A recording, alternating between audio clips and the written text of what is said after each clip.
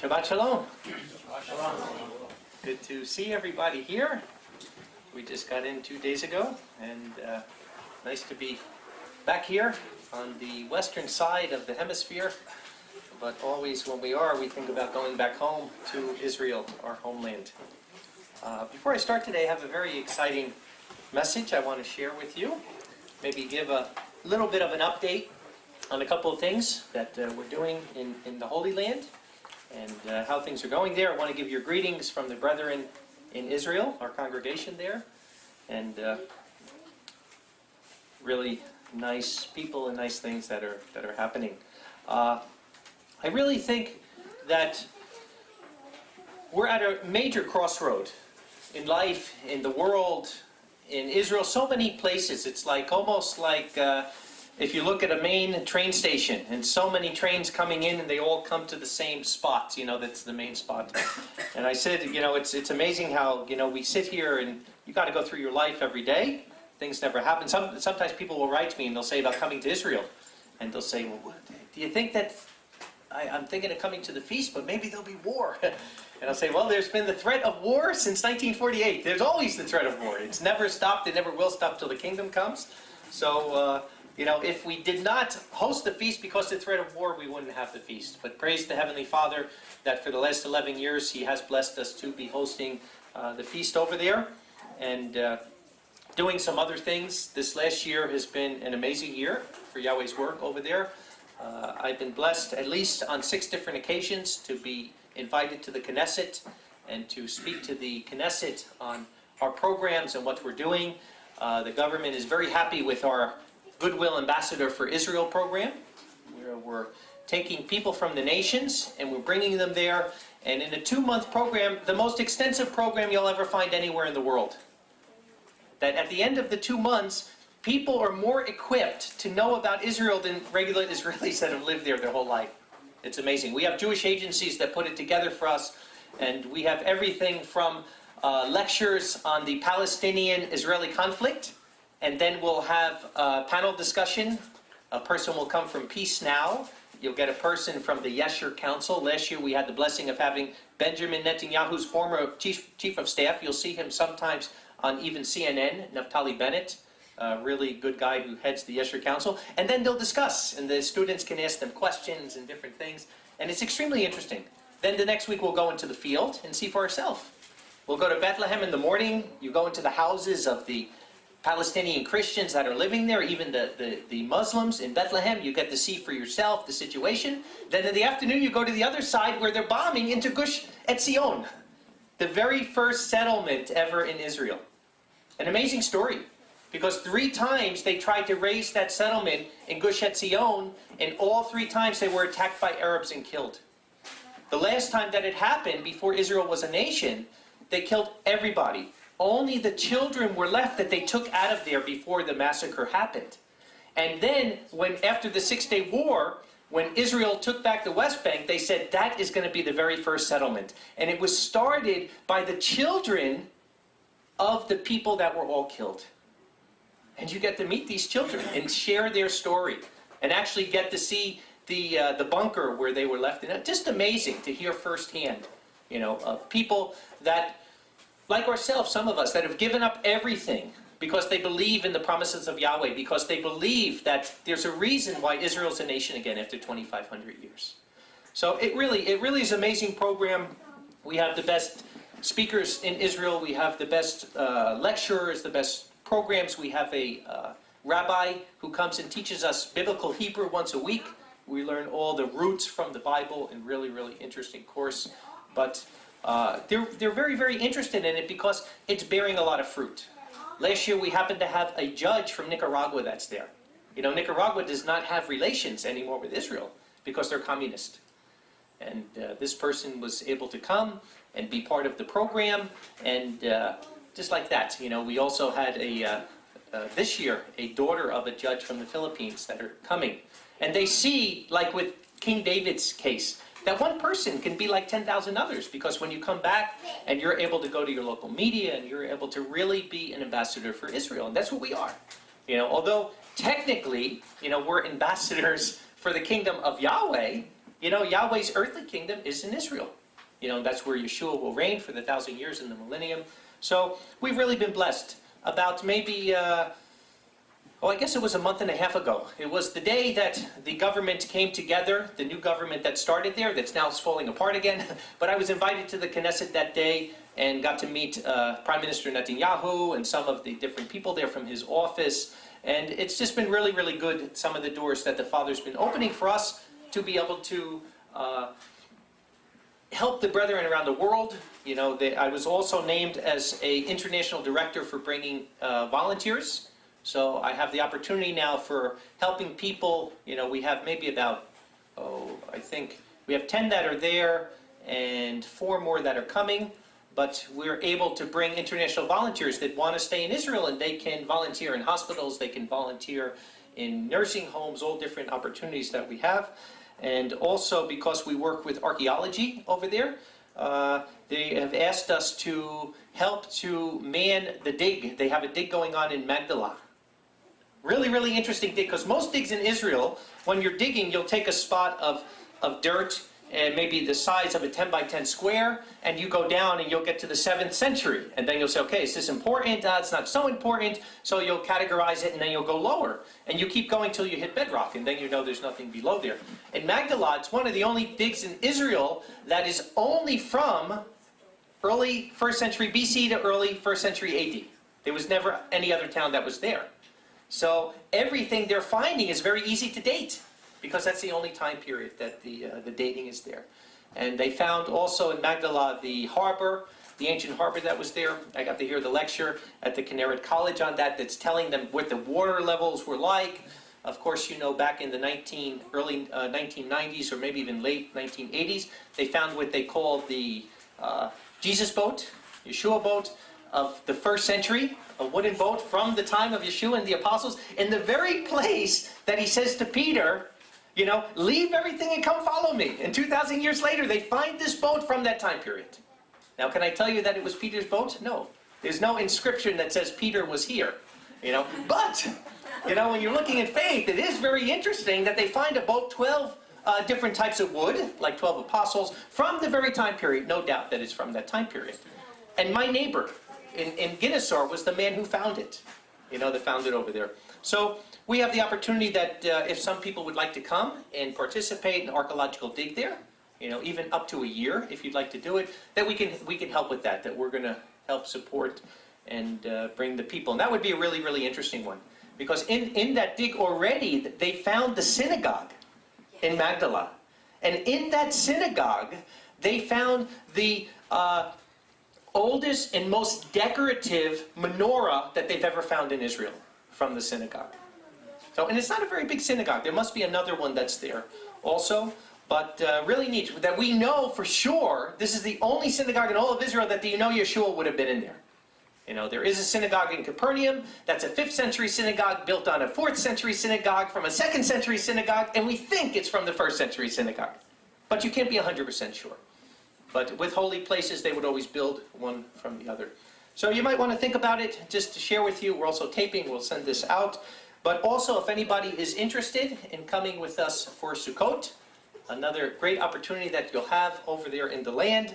We know Deuteronomy 16:16, 3 times in the land, all your males come to Jerusalem and appear before me. And this year we're going to have a very interesting Sukkot. This message I'm giving is kind of a prelude to that. Some of the things that, the heavenly signs that are happening. I wrote here, I don't know if you can see it, but I'll read it for you if you can't. But I really think it's going to be a really interesting year. For the last 6 months, the Father has really been impressing on me to start preparing the bride. And I can prove to you, still working on it, I don't have everything. Pray to the Father, I'll be ready for Sukkot. But there's proof that I'm finding that the bridegroom is ready to come out of his chamber. And it's exciting. It's exciting for me, and I think it'll be exciting for you. So, as the Father's putting this on my mind, back in January I took a trip to the Philippines. We have about 54, 57 congregations there. Really, the work in the Philippines is going good. Wonderful brothers and sisters there. And this one sister in the Philippines that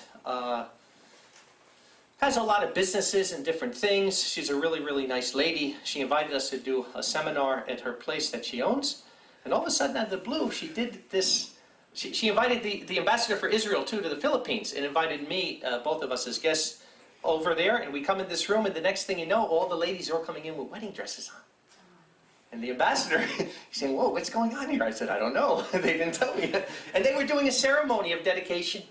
You know, and it really, like I said, everything over the last 6 months that's been coming is all about the bride. You know, keep coming back to the bride and coming back to the bride. Sometimes I could be hard-headed, but when the Father conks me about 5 or 6 times, then you know there's something He's trying to share with you. So we are dedicating this feast this year of Sukkot 2012 to the feast of the bride and the bridegroom. And we are also going to do a dedication ceremony for anybody who's there with us that would like to, a rededication, because I'm telling you the time is short. And I'm not only telling you it, I can prove it to you. I could prove it to you. So only the Father knows what that means, but we're going to talk about it a little bit in here. Because sometimes when you're talking about the end times, what do you hear a lot of times? No man knows the day or the hour, right? It's not for us to know. We're not supposed to know. It could happen in 1,000 years. I'll prove to you it can happen in 1,000 years. And I'm not going to tell you the day and the hour, because no man knows the day and the hour. But I can tell you the time frame. I can tell you the time frame. I mean, logically, think about it. 1/3 of the Bible is prophecy. 90% of those prophecies are for our time. The Father gets so specific with things. He says 1,260 days, 1,290 days. Wait for the 1,335 days. When you see the abomination of desolation, do this. When you see this, do that. Why would He take 1/3 of the Bible and tell us all these things if we are not supposed to know? And we're going to see. We're going to see there's a group of people that will know, and there's a group of people that won't know. And then you choose what group you want to be in, or you pray about which group you want to be in. But certainly we can know. So let's go to Mark 13. And this message is called Signs in the Heavens and the Star of Bethlehem. Because Yahweh works in the circular. You know, everything that's been, has been, and will be. So if we know the pattern, if you know the pattern of the Father, He doesn't change. So once you find the pattern to something, you know the pattern will be the same over and over and over again. That's why the year goes from equinox to equinox, as we'll see. The sun goes around the earth in a revolution. Could be a revelation, depending how you look at it. But Mark 13, verse 28.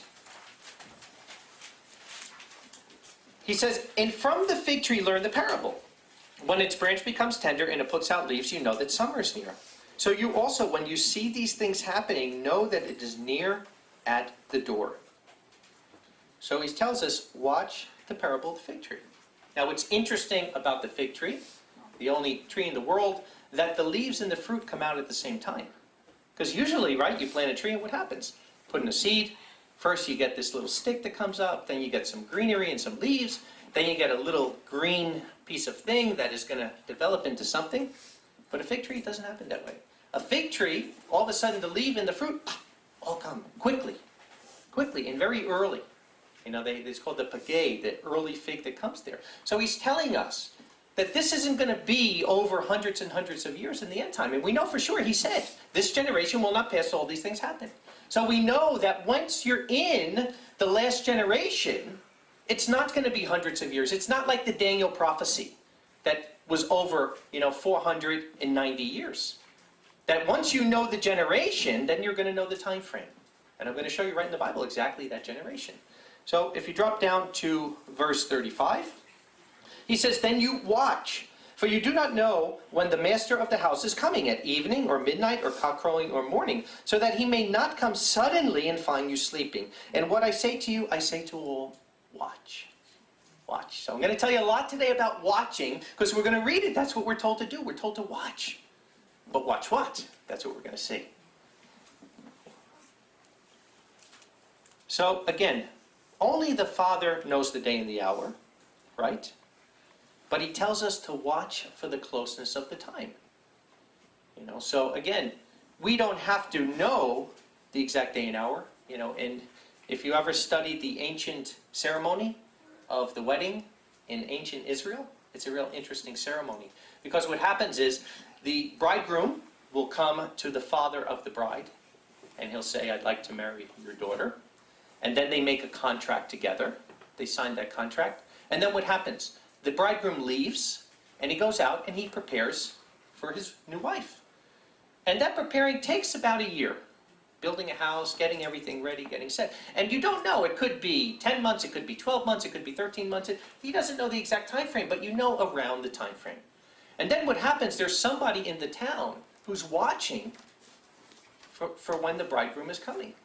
And what happens is, they keep the lights, the bride will keep her light burning outside that house. So when the bridegroom comes in the night, where he sees the brightest light, he knows that's where his bride is.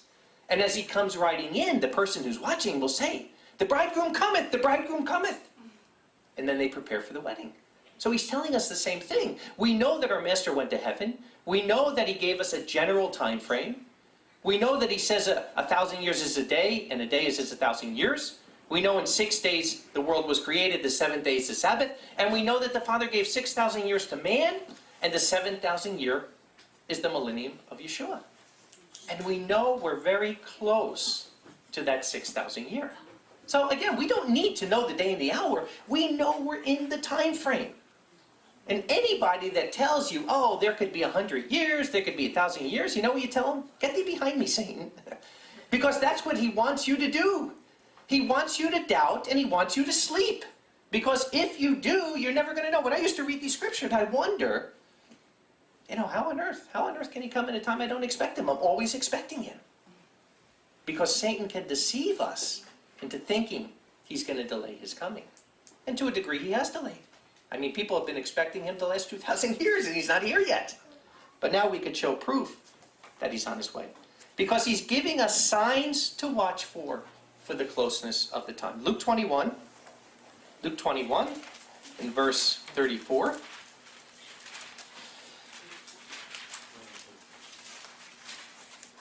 He says, but beware in yourself that your hearts never become heavy by extravagance and by drunkenness and by distress of the world, and that they should come suddenly upon you. That's the biggest problem here in Babylon. It's the cares of life. And they do weigh you down. I mean, it happens to all of us. But if you let it weigh you down to a point where you stop watching, that day's going to come on you. It's going to come very, very suddenly. You've probably heard the expression, like a thief in the night, right? Do you know what that means? Thief in the night. In ancient Israel, what would happen is, the high priest before the holy day, he would have to stay up all night inside the sanctuary or the temple watching. And what would happen is, he even had a boy, attendant, that would be with him. And the floor of the sanctuary, which was stone, was cold. So he wouldn't even wear shoes to stay up. And if he fell asleep, the boy was supposed to wake him up. Because what would happen is, the high priest would come in the night, and if he caught the priest that was on duty sleeping, you know what he would do? He would literally burn his garment. And then the next day, when all the priests would come with their priestly garments, he wouldn't have his. And everybody would know that he was sleeping during his watch. And that's what it's talking about when it says Yahshua comes as a thief in the night. Not the rapture. That's why I say, the reason why people in the world are missing it is they're looking for the wrong signs. It never talks about a rapture in Scripture. It talks about watching certain things that we're going to talk about. So Luke 21:34. Distress of the world, verse 35, as a snare, for it will come on all those sitting on the face of all the earth. It's going to come as a snare. I think we're starting to see that. Then be watchful at every time, begging that you be accounted worthy to escape all these things, the things being about to happen, and to stand before the Son of Man. Some translations put that pray at all times. If you look in the Bible, you'll find that there's many different words for prayer. So we tried to be as specific as possible. This word for prayer literally is to beg, to petition and beg the Father, to be begging him to be accounted worthy to escape all the things about to happen and stand before the Son of Man. So again, we're to watch for something to see the closeness of the time. Luke 12, go back a few chapters there. Luke 12, and verse 36. And you be like men awaiting their master when he returns from the wedding ceremony. Just like we talked about, the bridegroom cometh. So that he coming and knocking they will at once open to him. Blessed are those slaves whom the master will find when he comes to be awake. Truly I say to you that he will gird himself and will make them recline, and coming up he will serve them. And if he comes in the second watch, or he comes in the third watch, and he finds it so, blessed are those slaves.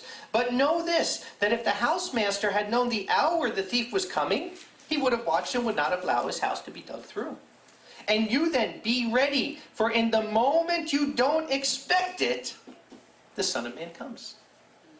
In the moment you don't expect it, the Son of Man comes. Why would that be? Because they're not watching. If you're watching, he's never going to come in a moment you're not expecting him. Because you'll always be expecting him. Because you'll be watching for the signs. You have to watch for the signs. Daniel 12, 9 and 10. Daniel 12, 9 and 10.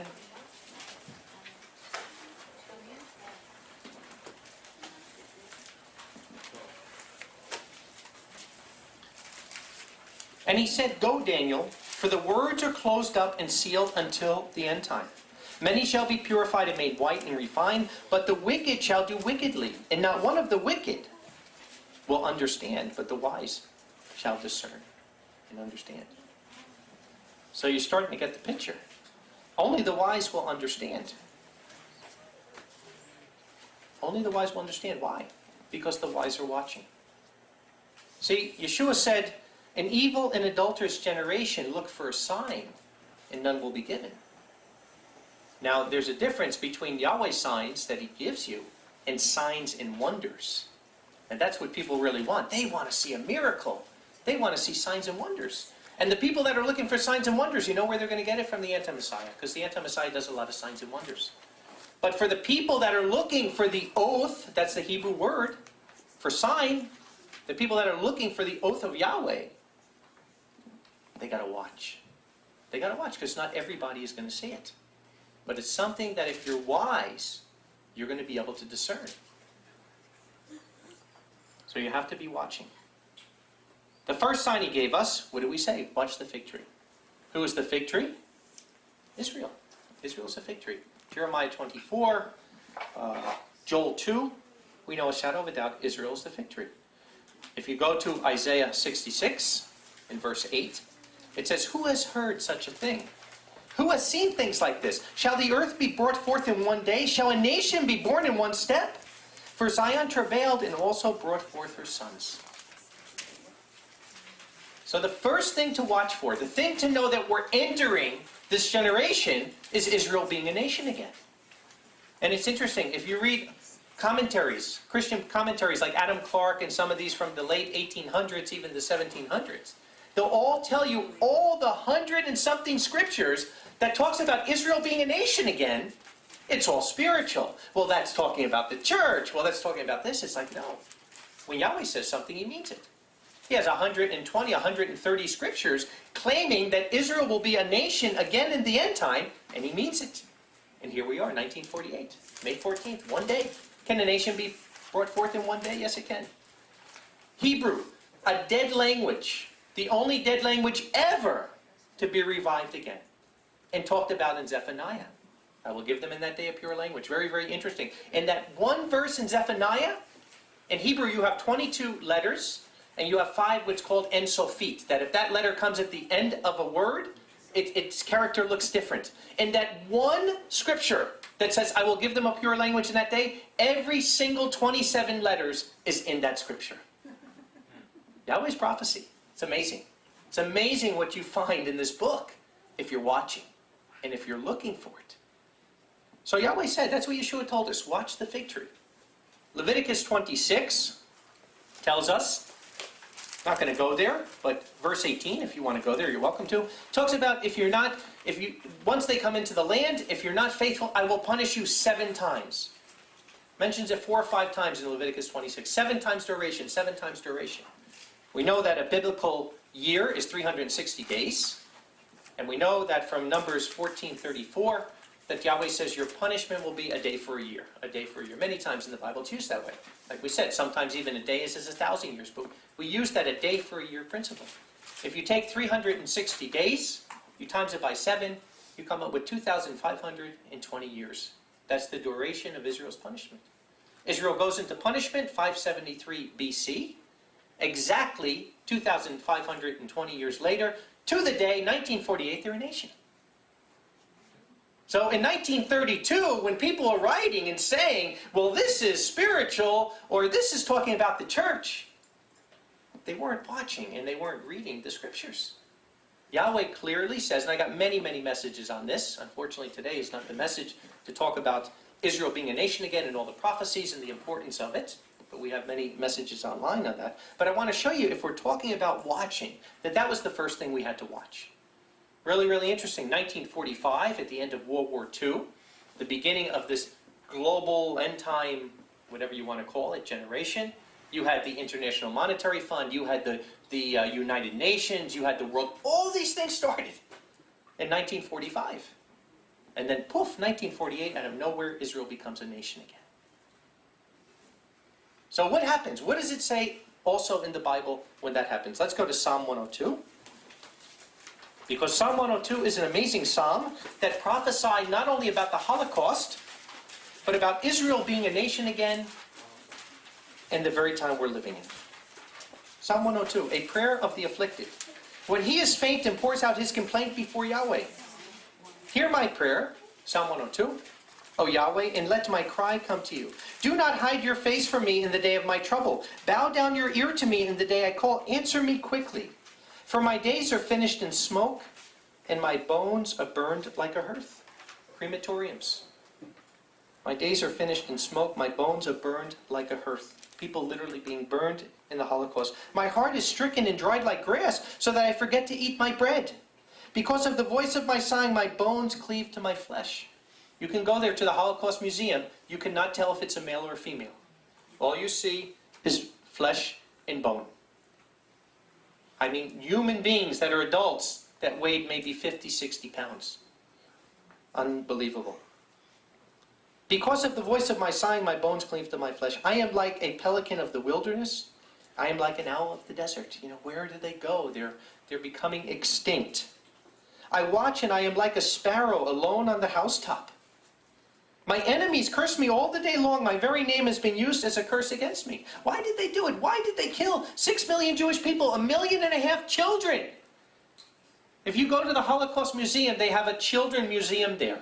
That when you walk in, you have to hold on to the rail because it's always dark and there's stars up, and 24 hours a day, 7 days a week, 365 days a year, they announce the names of those 1.5 million children that never had life, never had an opportunity. And they constantly just name it and name it and name it. And why? Why? Why did they make them wear yellow armbands? For nothing else, because they were Jewish. My enemies curse me all the day long. My very name has been used as a curse against me. For I have eaten ashes like bread and have mixed my drink with weeping. Some of the people, when their relatives would be burned in the crematoriums, literally as the wind would blow, the ash would come, and the ashes of their very families would be blown right in their faces. Because of your anger and your wrath, for you have lifted me and cast me down. My days are like a shadow stretched out, and I wither like grass. Very poetic. But you, O Yahweh, shall dwell forever in your memory to generation and generation. You shall arise, have mercy on Zion, for the time to pity her.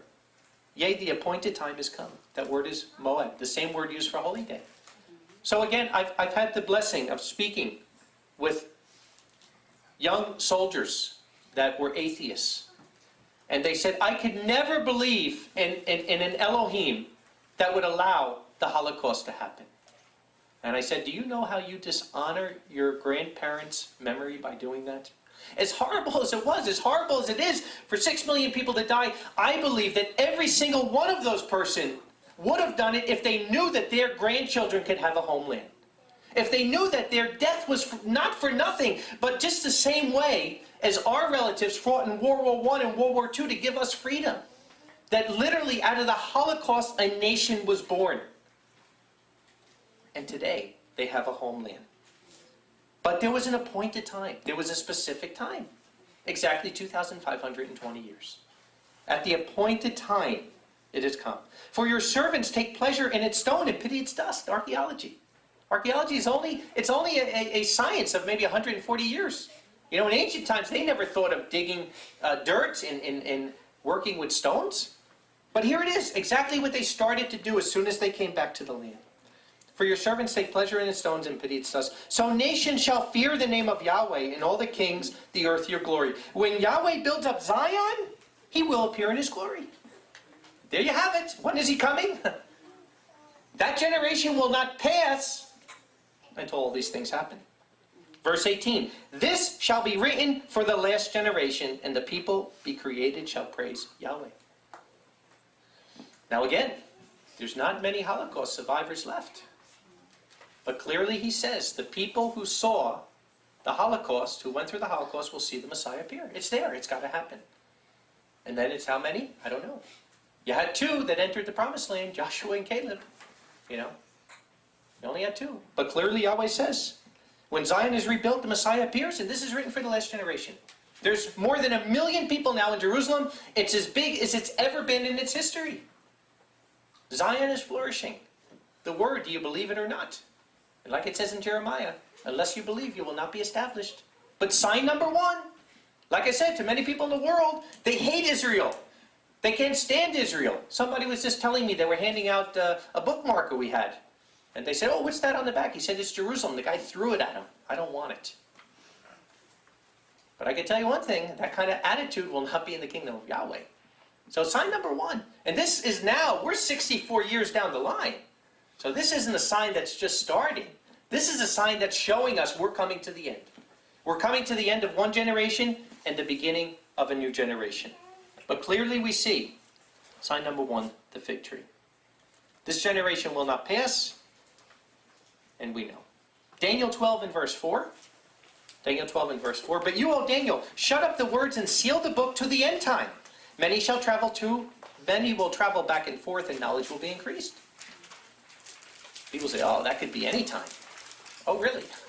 How many time periods have we had a knowledge explosion like we had today? Never. People will run to and fro, Daniel 12 and verse 4. People will run to it back and forth, and knowledge will be increased. So again, another sign of the end time. Like I said, isn't it amazing that I can be in Israel 1 minute, and in the same day, 12, 13, 14 hours later, I could be around the other side of the world. First generation that we were ever able to do something like that. And like we said, definitely we see the knowledge, good and bad knowledge, being increased. We see Bible knowledge being increased, but other knowledge also. So another sign we're looking for, clearly our generation. Luke 21 gives us some other signs. Luke 21 and verse 7.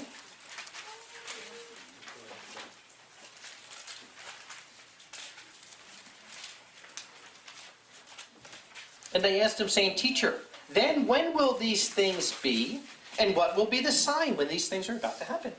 Pretty good question, and he's going to give the answer. And he said, Watch that you not be deceived.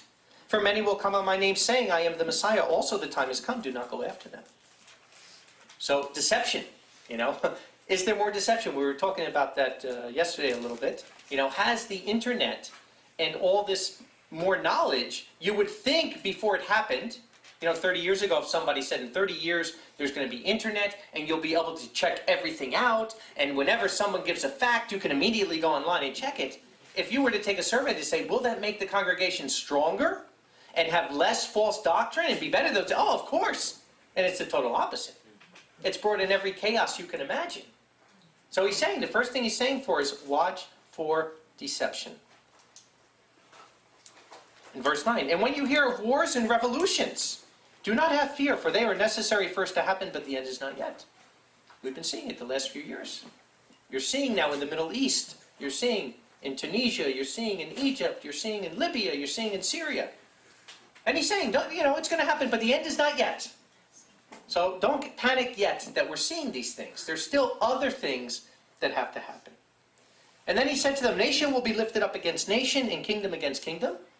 Unfortunately, we're getting close to that point, world war. And there will be severe earthquakes from place to place. We've been seeing some of them. And famines and plagues.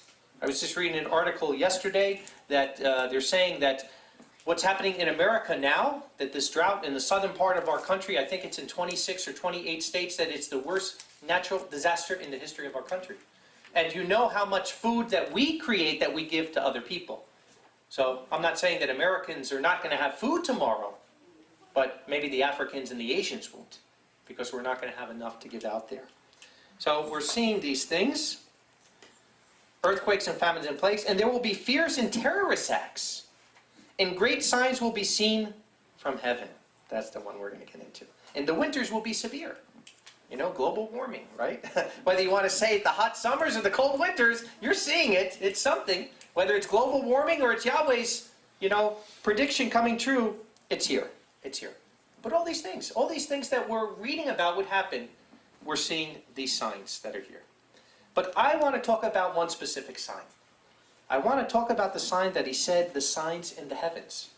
Because again, when we're talking about famine, and you're talking about earthquake, and you're talking about war, even if it's really bad, people could say, hey, there's always been that stuff. That doesn't do anything. But the signs in the heavens are specific. The signs in the heavens are very specific. Go down to verse 22.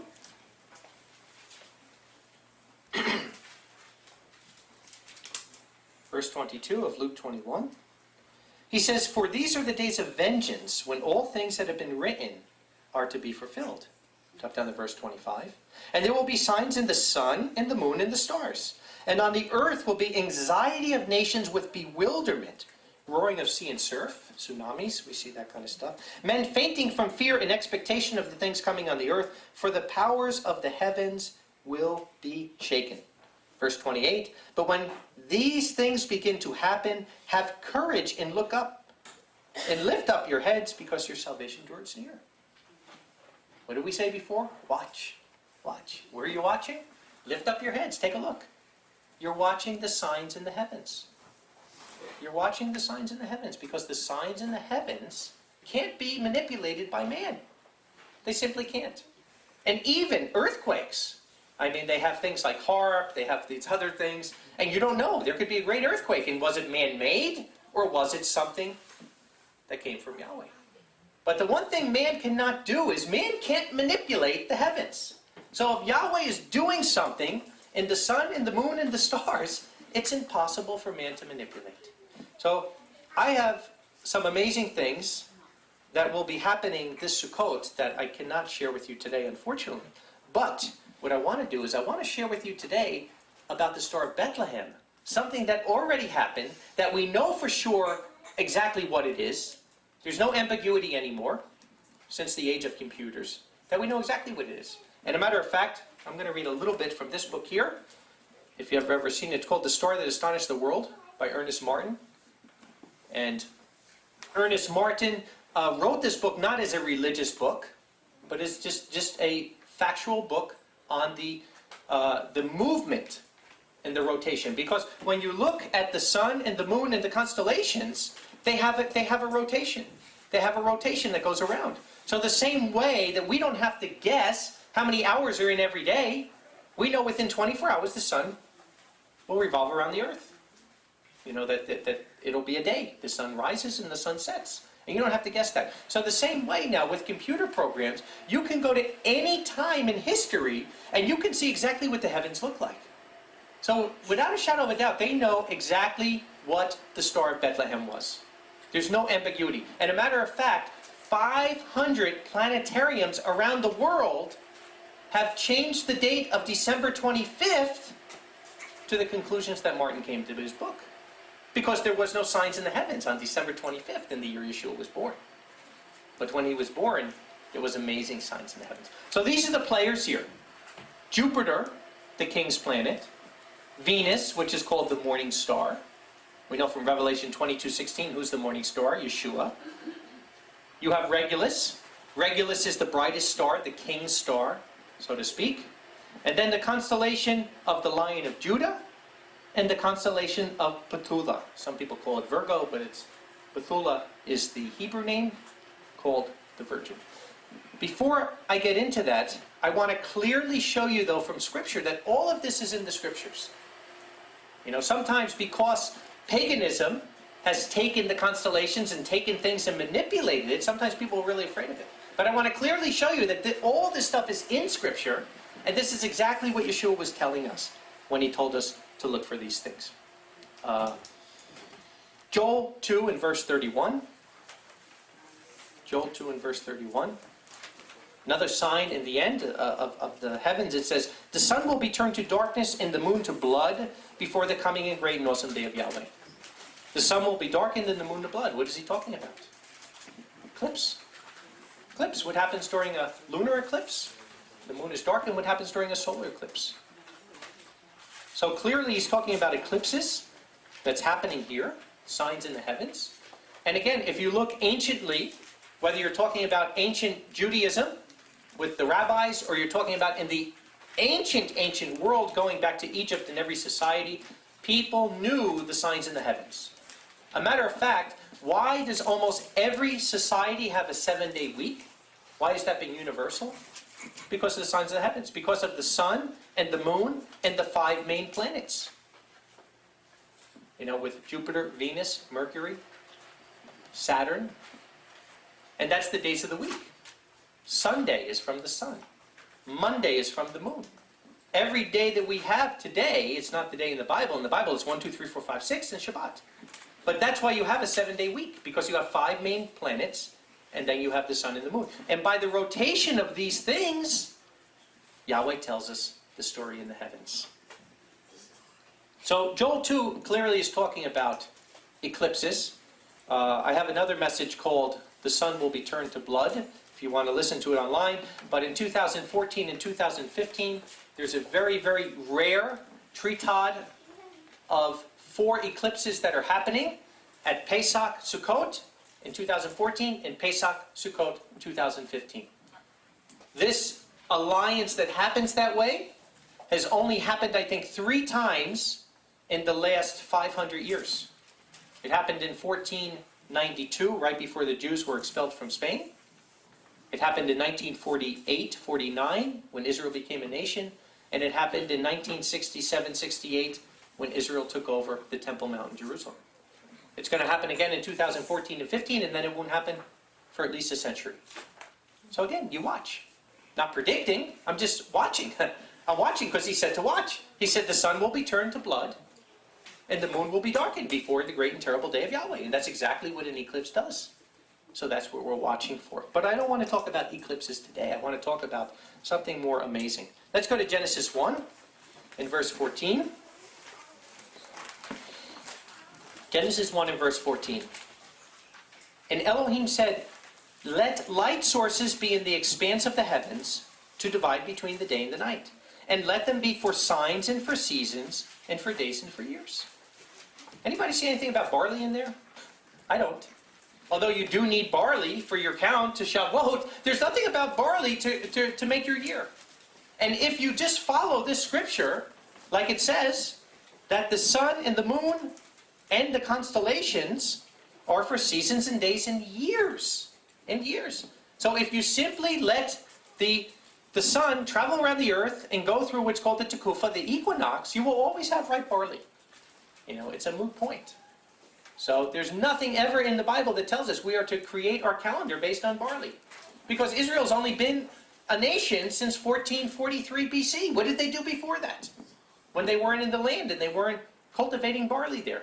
Because the barley you cultivate in Egypt is much different than the barley you cultivate in Israel. As a matter of fact, in Israel, the barley in the Jordan Valley will be ready at least 6 weeks before the barley all the way up north, where the tribe of Dan is from. So it's really a moot point if you just simply follow the scriptures. And he tells us here, it will be for signs, the word oath. What did he say? There'll be signs in the heavens. So what are we watching for? We're watching for the sun and the moon and the constellations. In Hebrew, it's called the Mazeroth. Zodiac is pagan, but Mazeroth isn't. I'll show you. It's right in the Bible. It talks about it here. So there's sun, there's moons, and constellations. The sun goes through every 30 days. It goes through another constellation. It's called the precession of the equinoxes. And within 1 year, it will go through the 12 constellations and come back to start. Right around the same times of the equinox. And then your year can start. Your 1 year is over, the new year starts. Josephus wrote about it. He said now that the sun was in Eri, the new year can start. So this is not something that is new. This is something that in ancient times they understood it. And they used it for calculating their time. Like I said, the 7-day week comes from this. There's 12 constellations that are around the ecliptic circle. That's where you get the Mazeroth from. Altogether, there's not millions of constellations. There's 48 constellations. And every one of those 12 constellations, there's 2 others. So there's 48 constellations altogether. But the 12 most important, what the Bible calls the Mazeroth, are the 12 constellations that are around the ecliptical circle where the sun goes through. And amazingly enough, there's a couple of good books. One was written by E.G. Bullinger in the 1800s called The Gospel in the Stars. And it's amazing because those 12 constellations tell the whole good news message from the beginning of time. From creation, the good news message is in there in the 12 constellations. Again, I don't have the time for that today because I want to specifically get into the Star of Bethlehem and show you that. But it's good for learning for later. The sun travels through each of these constellations, like I said, about every 30 days.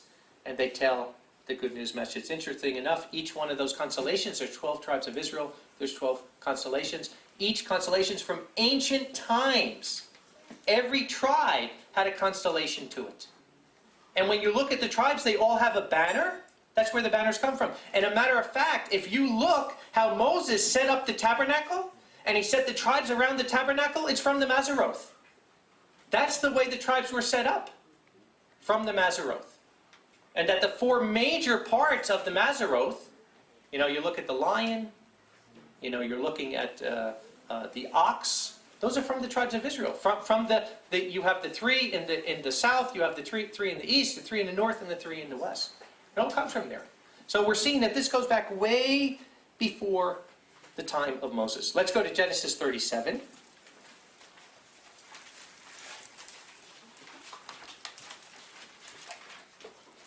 See, going all the way back to the time of Joseph.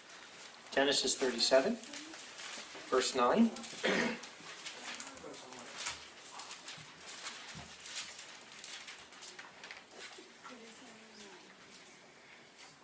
This is Joseph's dream. It says, "And he dreamed still another dream and told it to his brothers. And he said, Behold, I have dreamed another dream. And behold, the sun and the moon and the 11 stars were bowing themselves to me. And he told it to his father and his brothers. And his father rebuked him and said, What is this dream that you have dreamed? Shall we indeed come to bow ourselves to the earth to you? I and your mother and your brothers?" And his father and his brothers envied him. But his father was attentive to the word. Attentive to the word. Talking about the constellations here. And again, Joseph being a type of the Messiah. If you look in the rabbinical ancient writings, they talk about 2 Messiahs, Messiah ben Yosef, Messiah ben David. First Messiah ben Yosef has to come, the suffering Messiah. And then once he dies, Messiah ben David comes and resurrects him. They just didn't get the point that it's the same person. But they got the concept right. The suffering Messiah and the kingly Messiah, the priest and the king. The 2 being put into one. Let's go to the book of Job.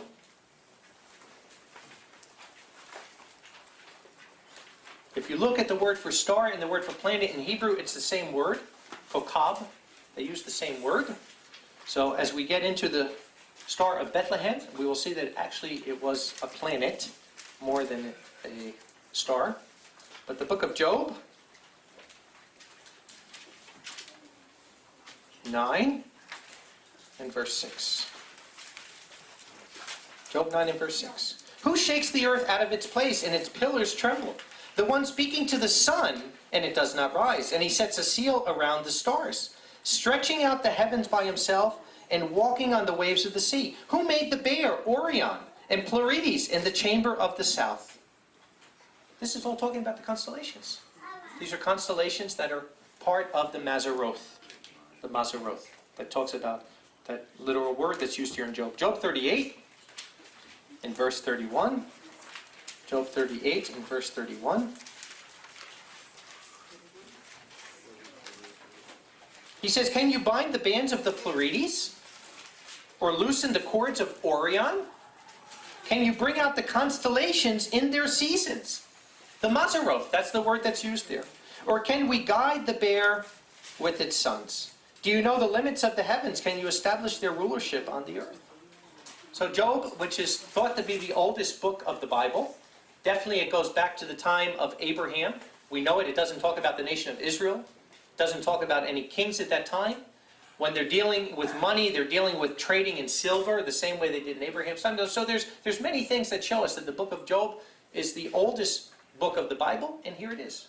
Back then, they're still going into these signs of the heavens that come that way. The Pleiades, the seven-star constellation. In Hebrew, it's called Kirma, and it comes from the root word kamez, and it literally means to store away a jewel, to hide away a jewel, and that's what Yahweh was doing. When he created the sun and the moons and the constellations, he hid this wonderful jewel of the plan of salvation up there. But if you know what to watch for, you can take that jewel out and see it for yourself.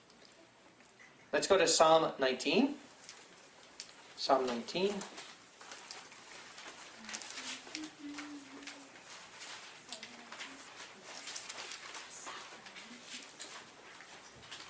To the chief musician, a psalm of David. The heavens are recording the glory of Yah, and the work of his hands, the expanse is manifesting. Day by day they pour forth speech, and night to night reveals knowledge. The constellations actually speak. They're not physically speaking, but they're speaking in the plan that they're telling. They're speaking in the plan of salvation. Day by day they pour forth speech, and night to night reveals knowledge. There is no speech, nor are there words where their voice is not heard. Because everywhere in the world you see it, all around the earth, you see the Mazeroth, telling Yahweh's great plan of salvation. Their measuring line has gone out throughout all the earth, and their words to the end of the world. In them he has set up a tent for the sun. Like we said, the sun goes through a different constellation every 30 days, and when it comes back to the first, that's a new year. Clearly, there's nothing about barley in here. And he comes forth like a bridegroom from his canopy. Important scripture. He rejoices like a hero to run a race. His going forth from the end of the heavens and his orbit to the ends, and nothing is hidden from his heat. So he's poetically telling us what a beautiful plan of salvation that Yahweh has set for us through the signs in the heavens. Romans 10 is very interesting. Verse 13. Romans 10 and verse 13. He says, "For everyone who ever may call on the name of Yahweh will be saved." That comes from Joel, in end-time scripture. "How then may they call on the one whom they have not believed? And how may they believe one whom they have not heard? And how may they hear without a preacher? And how may they preach if they are not sent? Even as it has been written, how beautiful are the feet of those who preach good news of peace, of those preaching good things. But not all obeyed the good news. For Isaiah says, Yahweh, who has believed our report? Then faith comes by hearing, and hearing through the word of Yahweh. But I say, have they not heard? Yes, rather into all the earth their voice went out, and to the ends of the world their words." I just read this from Psalm 19. I just read that from Psalm 19. That he's saying, how could they hear without a preacher? Because through the constellations, through the Mazeroth, Yahweh has given all throughout the world. But they need someone to come and explain it. They need someone to come and share what they're seeing every single day of their life. At the birth of the Messiah, there were amazing signs in the heavens for 18 months. If we can understand these signs, we can understand the end times. Because again, it's the same pattern that we're seeing. So let's go to Matthew 2. Because first we want to look at these people called the wise men. Because remember what we read in Daniel? The wise will understand, but the wicked will not understand. So all of a sudden now in Matthew, you have these people popping out of nowhere, coming from the east, and they're called wise men. Magi. Matthew 2 and verse 1. "And when Yahshua had been born in Bethlehem of Judea in the days of Herod the king, behold, Magi arrived from the east to Jerusalem, saying, Where is he born, King of the Jews? For we saw his star. We saw his star in the east." That literally is in the Aramaic or the Hebrew, in the rising. They saw his star rising up from the east, and we have come to worship him. So, we're not getting the rest of the picture, but we're going to fill in the blanks here in a minute or two. But these people, these Magi, these people that are astrologers, these people that spend their whole life watching what we just talked about here, watching the constellations, watching the movement of them, They saw something, not just over one night, I'll prove it to you here. They saw something going on for 18 months, and then a crescendo to it, that they said, wow, this is it. This is what we've been waiting for. And it was enough for them to travel from the east, from Persia, all the way over here to Jerusalem, to Herod, to say, hey, we came to find the King of the Jews. And having heard all the chief priests and the scribes of the people, he asked them where the Messiah was to be born. And they said to him, in Bethlehem of Judea, so it had been written by the prophet. We know that's in Micah. Read it here. And you, Bethlehem, in the land of Judea, in no way are you least among the governors of Judah, for out of you shall come out one ruling who shall shepherd my people Israel. Coming from Micah 5:2. Then secretly calling the Magi, Herod asked of them exactly the time of the star appearing. And sending them to Bethlehem, he said, having gone exactly, inquire about the child. And when you find him, bring me word again, so that coming I may also worship him. And having heard the king, they departed, and behold, the star, like I said, that word can be a star or planet, which they saw in the east, went before them until it had come and stood over where the child was. And seeing the star, they rejoiced exceedingly with great joy. Important to know for that time, because it's a prophetic sign of the Messiah being born. As we're going to see, that things were talked about this particular star before he was even born, but important for the end time, because we see the same pattern repeating itself. So who were these wise men? Who were these wise men? I'll read just a little bit here from Martin's book.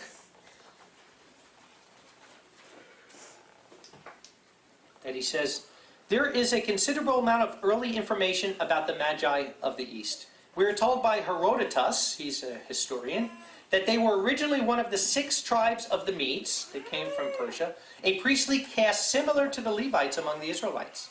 In their early history, their occupation was to provide the kings of the Medes, Persians, and Babylonians with what they considered to be divine information about the daily matters involving government affairs.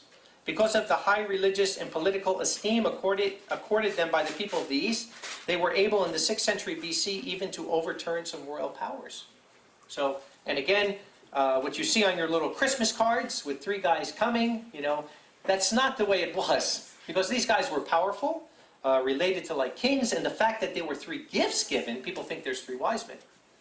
But the fact that when they got there that Herod was all nervous, they could have had an entourage of 500 people with them, certainly. So the fact that there were 3 gifts doesn't mean how many. And it doesn't tell us how many, but there were certainly more than 3 there. So interesting enough, they were these Magi coming there. Let's go to Daniel 4. Because how would they know? How would they know about the Messiah of Israel? How would they know that a king was going to be born? And how would they know through generation and generation to be looking for something specific to know when this would happen? Daniel 4 in verse 8.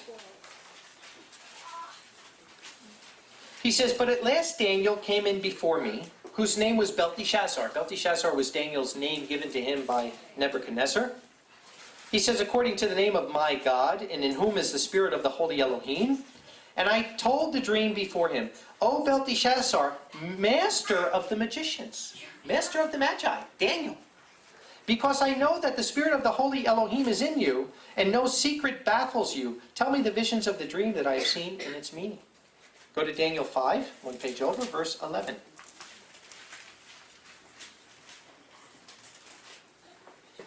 And this is when Nebuchadnezzar's son is there. And he says, there is a man in your kingdom in whom is the spirit of the holy Elohim.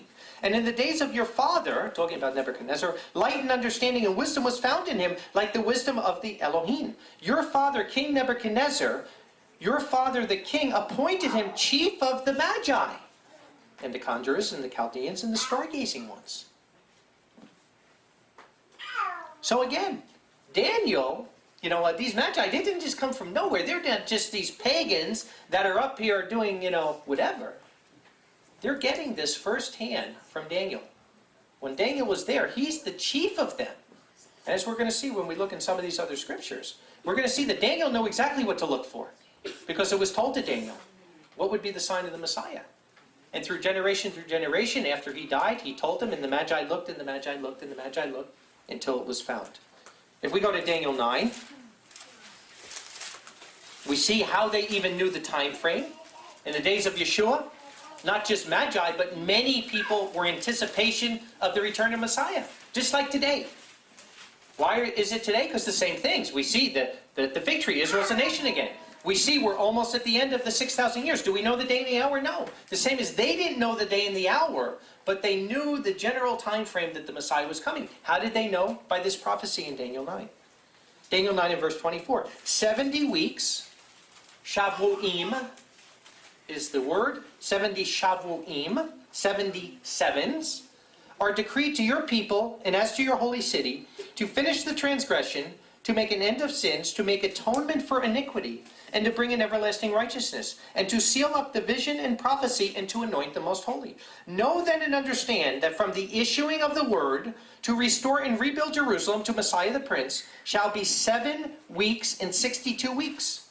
69 weeks, 483 years. It shall be built again with a plaza and trench, even in times of affliction. We know in 457 BC, we know that King Xerxes gave this decree out to Nehemiah to go and rebuild Jerusalem. Not the temple, but the wall and the city around it. So they knew the general time frame that the Messiah was going to be born. They knew it. There's no doubt about it. The Bible clearly tells us in the 15th year of Tiberius, when Yeshua was roughly 30 years old, that he started his ministry. We know for a shadow of a doubt, those are two historic dates there that we know that was 27 AD, without a shadow of a doubt. If he started his ministry in 27 AD, the ministry was just about 3 years. We know the death was 30 AD. So we can pinpoint Yeshua's whole life. We can pinpoint then, if he's 30 years old, or when he starts his ministry in 27, then when would he be born? 3 BC. 3 BC. And we'll see, interesting enough, what happened in 3 BC. Let's go to Numbers 24. And let's look at one of the prophecies, how Daniel knew that there would be a star associated with the Messiah's birth. Numbers 24. Numbers 24 in verse 17. It says, I shall see him, but not now. This is when Balaam, remember when Balaam was told by Balak to go and curse Israel? And he couldn't curse him because Yahweh gave the blessing in there. And then he gives the blessing. He says, I shall see him, but not now. I shall behold him, but not near. A star leads forth out of Jacob, and a scepter shall rise out of Israel, and shall dash the corners of Moab, and shall break down all the sons of turmoil. And from the beginning, from ancient times, all rabbis always knew this was messianic. There's nothing ever written in the Talmud or the Mishnah or any other writings that would make us think anything but that this is messianic. Talking about the Messiah. So we see that a certain star is going to bring, what's the scepter? The scepter is kingship. That there would be a star associated with the King Messiah. And Daniel knew it. And like I said, Daniel knew the prophecy. I mean, Yeshua appeared to Daniel. Gabriel appeared to Daniel. You know, we see it all in the book of Daniel. So he clearly knew it, and he handed it down from generation to generation. We go to Genesis 49. We see another interesting prophecy that comes up.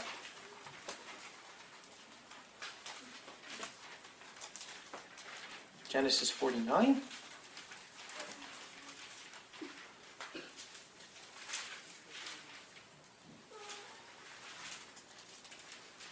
In verse 9.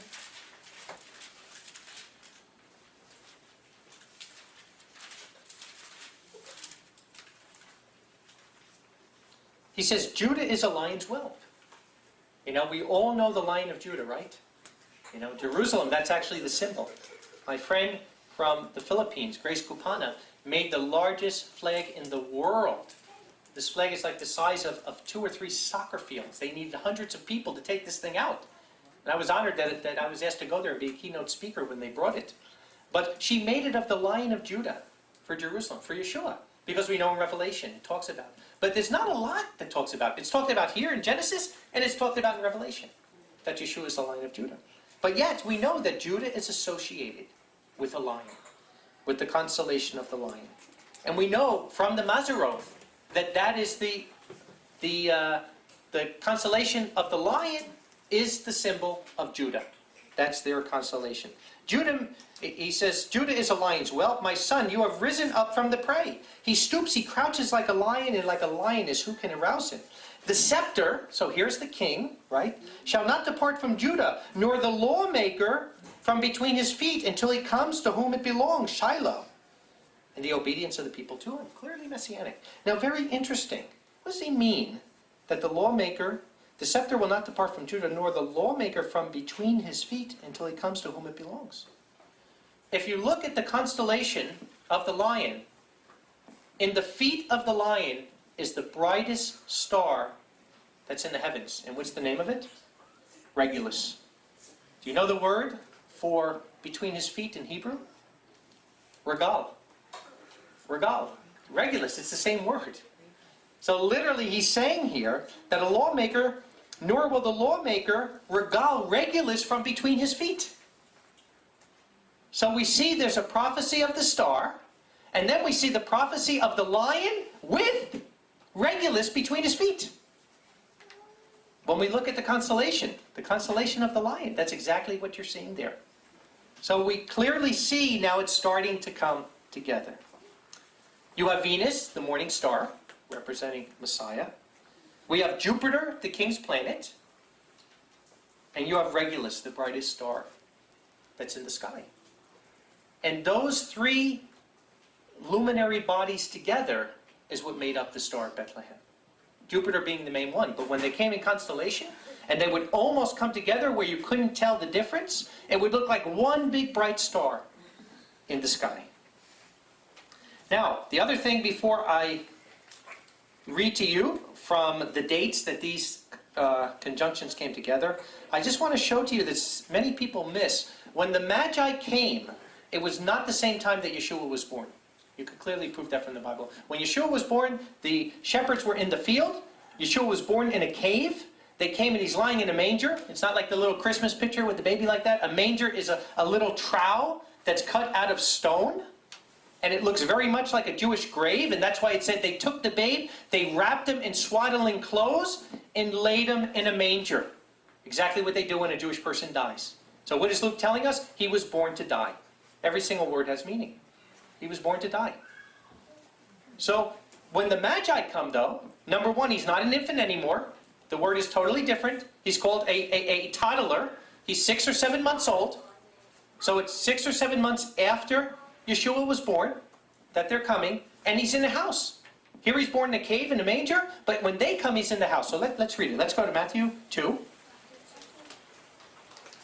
Matthew 2 and verse 7.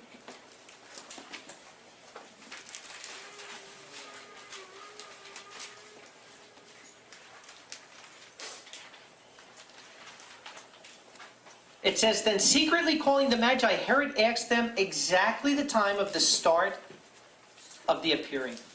Exactly the time that these things started to happen, Herod wanted to know. Go down to verse 11. And having come into the house, they saw the child. Not infant anymore, but toddler, with his mother Miriam. And falling down, they worshipped him, and opening their treasures, they presented gifts of gold, frankincense, and myrrh. Verse 16, then seeing that he was mocked by the Magi, Herod was greatly enraged, and having sent, he killed the boys in Bethlehem and all the districts from 2 years old and under, according to the time which he exactly asked the Magi. See, according to the sign, they didn't know if the sign was at his conception or the sign was at his birth. So Herod played it safe. Yeshua was probably 7, 8 months old, and he killed all the children 2 years and under. But it gives us the time frame that we know when these things started to appear, and exactly when it happened. We know when he was born, it had to be 3 BC, 2 BC in that time frame. So now with modern technology, it's easy. All you have to do now is go, and you could do it yourself, get a program, Story Night or one of these things, put in the dates I'm going to give you, and see if you don't see exactly what I'm going to read to you now. And it's exciting to see it. So let me read here from about 18 months of these amazing signs in the heavens that happened.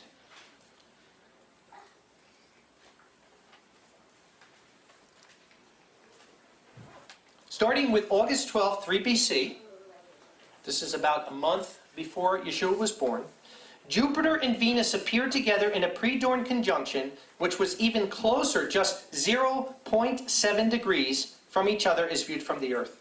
Through the planets at this conjunction did not appear to touch one another as they did some 10 months later on June 17th, which was the big one to get the Magi to come to the east. They were very close in the meeting. Then look what happened. What began as a pre-dawn morning star union on August 12th for Jupiter and Venus developed into their evening star reunion some 10 months later. There's more. The morning star conjunction of Jupiter and Venus on August 12th, 3 BC occurred when the planets were in the last degree of Cancer, which was the concluding sign of the Mazeroth for the year. And yet at the evening star, the conjunction at the same planets came into their reunion 10 months later, happened in the first degree of the Lion, the beginning of the sign of the astronomical year. The 0 degree line for beginning astronomical calculations was between the signs of Cancer and Leo. So it was like one period was ending, another period was beginning. There's even more significant events that happened from 3 BC to 2 BC. Just 33 days after Jupiter and Venus, the morning star conjunction on August 12th, an observer would have seen Jupiter in union with Regulus. This would have been the star that the shepherds would have seen in the field. Regulus is the chief star in the constellation of the Lion of Judah, and because it lay practically on the path of the sun, it was reckoned as a royal star. Jupiter and Regulus came into juxtaposition on September 14, 3 BC. As viewed from the Earth, they were only 0.33 degrees from each other. Here's the king's planet Jupiter, now coming in contact with the king's star Regulus in the royal constellation of the Lion of Judah. So all this happening that they know something very, very interesting was going on here. So from that time, we see from that 18-month period or 15-month period, if you look at from 3 BC, from August 3 BC to December 2 BC, the conjunction of Jupiter and Venus, that first happens on August 12th. Then you see September 14th, the major conjunction that happens between Jupiter with Regulus at just 0.33 degrees. Looked as one bright star, what the shepherds would have seen. And then Jupiter moves and retrogresses and comes in conjunction with Regulus again, February 17th of the following year. And then on May 8th of the following year. So actually, what Jupiter did, and they all followed it. Even if you look at Arbabano, the ancient rabbi, he talks about, for them to look when the Messiah comes for Jupiter. Jupiter actually retrogressed and came 3 times around the top of Regulus and crowned it. And crowned it, can you imagine? And that's why when the 3rd time happened, that was June 17th, when the Magi said, this is it. They're waiting for the king. And they're seeing this happen, and they said, wow, how could this planet move this way? So it comes once, it goes back, it comes once, and 3 times, it literally crowns Regulus in the constellation of the Lion of Judah. I'll show you here. I'll pass it around. Jacob, if you could get this on film here, as each one, and then pass it. That was something what the Star of Bethlehem would have looked like. Something like the Star of Bethlehem would have looked like. If you could first show it on the, and then you could pass it. Yeah, as long as it gets on film, then you could pass it around that you could look at. But we want to look a little closer, because this is just something that you would see with the naked eye. I have here, yeah, you could pass them. I have here, that's August 12th, what I talked about. This is exactly what it would have looked like. Venus and Jupiter, that would have been in the constellation of the Lion of Judah, right above Regulus. This was August 12th, 3 BC. Looking at the conjunction, if you can get that on film and then pass it around.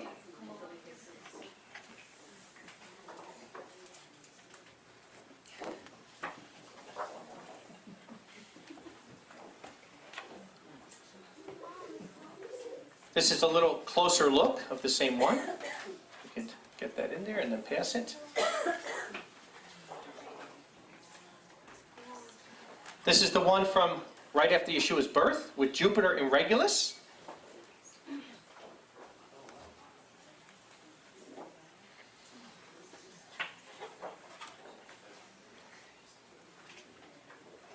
And this is the last one that happened on June 17th. This is the one that would have had the Magi coming from the east, coming that way. So astonishing. Astonishing. When you look at this, you know, that if they knew what to look for, you're seeing things that are just amazing to people that watch this.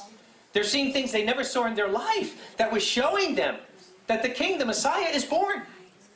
But there's even more. There's even more, that something happened that we can pinpoint Yeshua's birth to within 2 hours. Go to Revelation 12.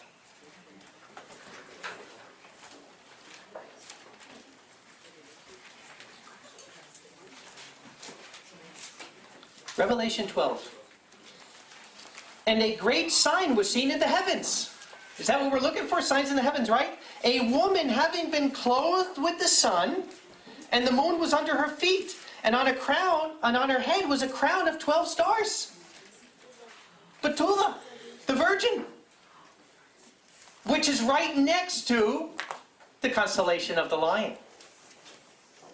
And you could look, if you have a telescope, you could look literally. Betula, the constellation of the Virgin, has 12 stars around her head. I want to show you here. In 3 BC, September 11th, interesting date, right? Especially us as Americans. September 11th, 3 BC, only between 6:15 and 8 o'clock at night, exactly that happened. Check it out for yourself. I'll pass it around. Please put that on the film and pass it.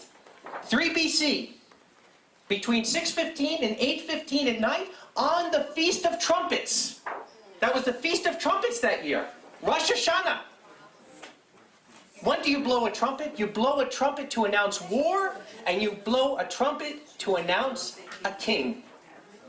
3 BC, exactly at that time, was the only time that the moon was in midsection of the Virgin, or the sun was in midsection, the moon right under her feet. Now, another thing that's interesting, look at the next verse. And having a babe in the womb, she cried, being in labor and having birth pains to deliver. And another sign was seen in the heavens, and behold, a great red dragon, having 7 heads and 10 horns, and on his heads were 7 crowns. And he threw his tail in a third of the stars of heaven, and he threw them to the earth. And the dragon stood before the woman about to bear, so that when she bears, he might devour a child. What did Herod do, right? To kill the male children. There's a constellation at the top of the northern spot that covers a third of the stars. It's called Drago, the dragon. Let me take a look, put that on.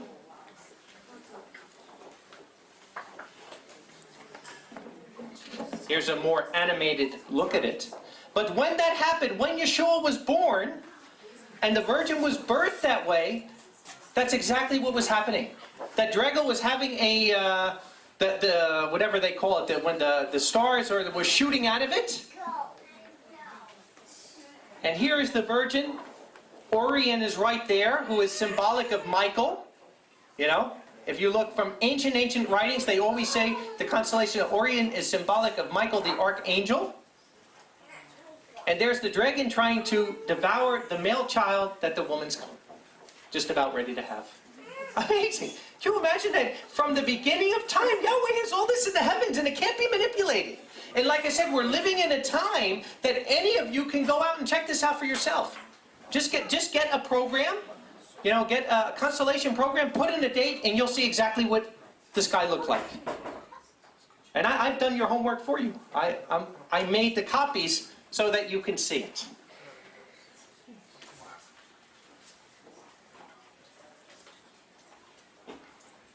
Now, why is this important? Why is this important? Because in the end time, once again, Yeshua told us to watch. And what did he tell us? To watch the signs in the heavens. To watch the signs in the heavens. Interesting enough, last year, first of all, in December of 2010, a comet came into our galaxy called Elenin. I don't know if anybody ever heard of it. There was a lot on the internet last year that there was supposed to be all this trouble that comes from it because it might be close enough to the Earth to cause all this trouble, which it didn't. But I don't believe that was the cause of it. Because do you know the word Elenin? It was named after a Russian scientist or something. But Elenin is a very interesting meaning in Hebrew. It means the gavel of Yahweh. or the hammer of Yahweh.